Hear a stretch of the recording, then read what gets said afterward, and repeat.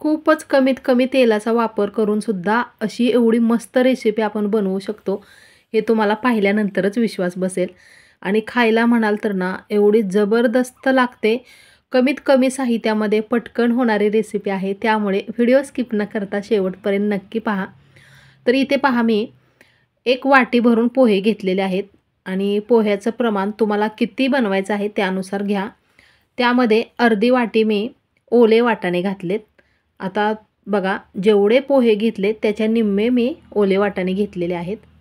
तर सगळ्यात अगोदर काय करायचं आहे, पोहे स्वच्छ निवडून घेतलेलेच होते. त्यामध्ये वाटाणे घालून त्यानंतर पाणी घातलं आणि स्वच्छ हे चांगलं धुवून घ्यायचं आहे. यावरचं पाणी काढलेलं आहे. पुन्हा एकदा पाणी घालून अजून एकदा पोहे मी धुवून घेते. आता इथे तुम्हाला वाटाणे जर जास्त आवडत असतील तर जास्त घातलं तरीही चालेल. तर हे आता भिजत ठेवायचं आहे. यावरती झाकण ठेवून साईडला ठेवते, तोपर्यंत पुढची तयारी करायची.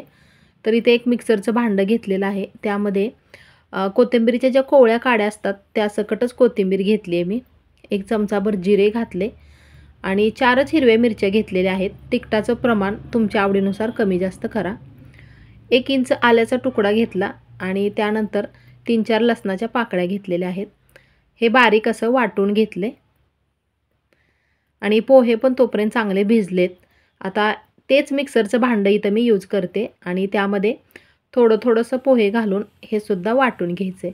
आणि पोहे वाटताना बघा, अगदी थोडंसं 1-2 चमचेच पाण्याचा वापर करायचा, जास्त पाणी नाही घालायचं. एखाद्या वेळेला नवीन असं वेगळं काहीतरी खावंसं वाटलं ना, तर ही रेसिपी जर नक्की ट्राय करा किंवा नाश्त्यासाठी वगैरे तुम्ही बनवू शकता. कमीत कमी वेळामध्ये पटकन होणारी रेसिपी आहे. तर हे पहा, मी असं जरासं जाडसर वाटून घेतले, जास्त पण एकदम बारीक नाही वाटायचं. आणि थोडंसं पाणी यामध्ये 1 चमचाभर मी घातलेलं आहे. त्यानंतर हिरव्या मिरचीचं जे वाटण बनवलं होतं, मिरची, आलं, लसूण आणि जिरे, ते वाटण यामध्ये घातलं. थोडीशी हळद घातलेली आहे. तर इथे मी आता बेसन पिठाचा वापर करते आणि बेसन पीठ लागेल तसंच वापरायचं आहे. सुरुवातीला मी मोठे 2 चमचे बेसन पीठ घेते आणि मला वाटते की एवढं पुरेसं होईल, कारण यामध्ये पाण्याचा वापर खूप कमी केला होता. 1-2 चमचेच पाणी घातलं होतं. 1 चमचाभर धनेपूड घालायची आहे. त्यानंतर चवीनुसार मीठ घातलं आणि याला मऊपणा येण्यासाठी 1 चमचाभर मी गोड तेल घातलेलं आहे. आता हे मिक्स करून घ्यायचं आहे. पाणी न घालताच हे असंच मळून घ्यायचं आहे पीठ.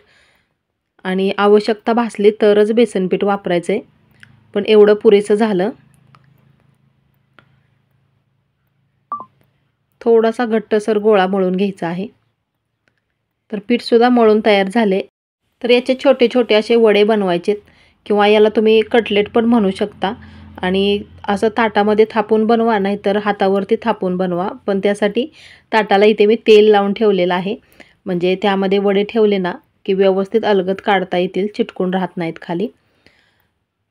आणि आता हे वडे मी हातावरतीच थापून घेते.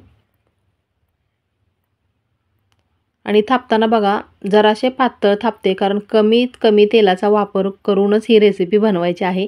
आणि तुम्हाला जर तळूनच घ्यायचे असतील तर थोडेसे जाड बनवले तरीही चालतील.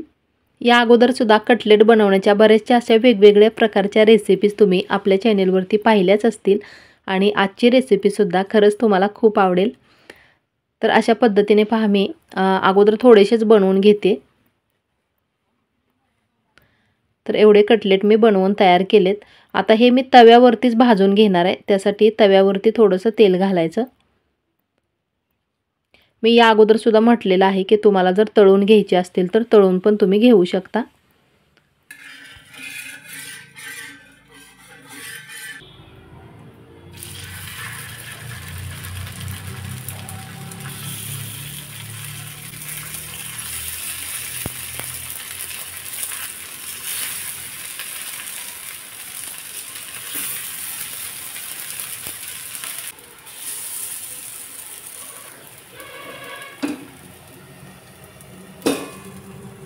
हे कटलेट चांगले वाफवून घ्यायचे, त्यासाठी गॅसची फ्लेम जराशी कमीच ठेवायची आणि अधूनमधून असं झाकण ठेवून दोन्ही बाजूने व्यवस्थित छान असं हे भाजून घ्यायचं आहे. तर खालच्या साईडने बघा, जरासं भाजत आले की मी पलटी करून घेते. आणि दुसऱ्या बाजूने पण भाजून घ्यायचे।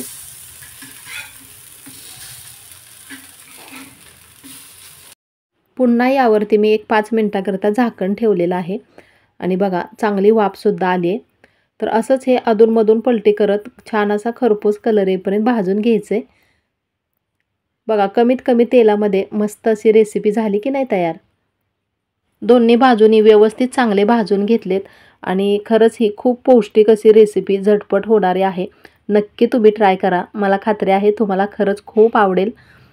हे वडे असे नुसते जरी खाल्ले ना तरीही भारी लागतात किंवा दह्यासोबत टोमॅटो सॉसबरोबर तुम्ही खाऊ शकता। आणि आतमधून बघा एकदम मस्त झालेत, चांगले वाफवून सुद्धा तयार आहेत, अजिबात पीठ कच्चं वगैरे राहिलेलं नाही।